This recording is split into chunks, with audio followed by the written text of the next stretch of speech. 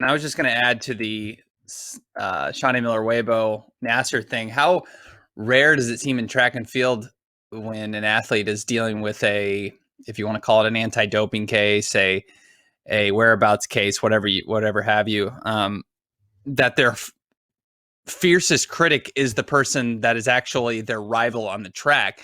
It's usually people in the media. It's usually maybe retired athletes. For the most part, other athletes, when they're dealing with stuff, tend to, kind of keep their mouth shut. It's not like during the Coleman situation, Noah Lyles was on Twitter. I'm sure he has strong opinions one way or the other, but he's not on Twitter going, Coleman should be banned. Coleman should be banned. And we kind of find that here with Shaunae Miller-Uibo, which probably tells you what she thinks about, Naser's record and maybe the time she ran. I mean, I don't want to infer too much, but it is interesting to see someone who's going to be competing with them really advocating for them not to be running next to them, because it's a little ironic because Naser brought out the best in Miller-Uibo. I mean, I know she got silver in Doha, but she ran 48:37, and that would not have happened in all likelihood if not for Naser being ahead of her. Now, obviously, she's going to cry foul if she thinks it's illegitimate, but it just struck me as unique that your top rival, the person you're competing with, is the one who's calling it out. That's not insignificant. I mean, that is really going to turn up the heat on this matchup in 2021, considering it's back on when we thought it wouldn't be.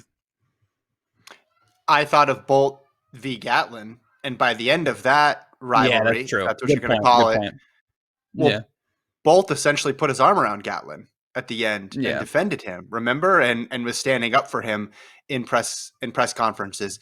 Prior to that, when things were heated in those previous years, there might have been some comments back and forth, but nothing to this level. And you're right. No one would say Gatlin's main antagonist was Usain Bolt. Bolt had some good back and forth with American athletes in general.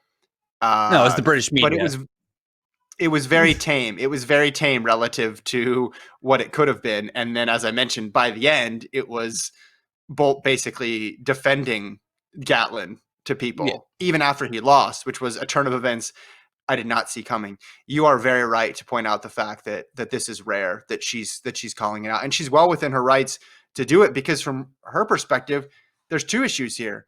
There's the Doha gold medal that was achieved, during this time period. And then there's the future going forward of, hey, should this person even be allowed to compete for the next couple of years? We just saw Coleman get hit with a 2-year ban. If Naser had the same situation, if the DCO was not trying to get the gas canisters to answer the door and instead was knocking at her correct door, perhaps it'd be a situation where she would not be here for 2021 and most of 2020, well, even through 2022, right? Because the suspension would have been later, would have started later.